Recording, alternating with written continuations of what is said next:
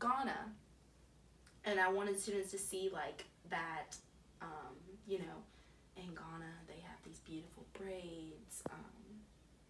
They have these shortcuts that some of our students have, and I wanted to make sure that I included representation, like representative pictures. I didn't want to include like the stereotype of Ghana. Like I want to include pictures that showed people, you know, and I purposely did this, people graduating, people wearing like bow ties and stuff. I wanted them to see that because that's what Ghana is. I feel like a lot of Africa is stereotyped, and it shows people running around without shoes on and stuff, and so I wanted to make sure that I also showed it very representational, like showing that, you know, people from Africa are beautiful and they're smart and they're educated and they are just like not, I don't want my students to like feed into this stereotype of Africa. So I wanted to make sure, I purposely, even though we're talking about hair, I purposely snuck in pictures of people in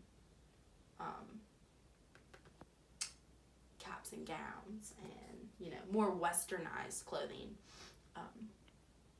And then I could get into this whole conversation about like, you know,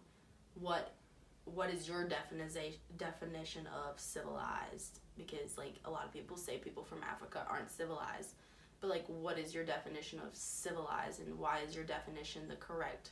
term for it? And I could get into all that,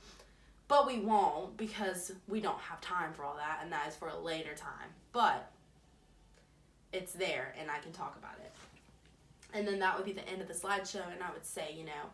I want you to think about some of the things you saw, and I want you to just kind of make these connections, and I want you and a partner to go back to your desk, and I want you to draw a picture of some of the different hair that you saw in here, and I want you to label it. I want you to write your first and last name, and I want you to work with a partner so they're collaborating with one another, because collaboration is really important. So I would have them go back to their desk, and I would say, when I call your name and your partner's name, because I will purposely put you with I'm not going to say this, but I'm going to purposely put them with a partner, someone that they can, you know,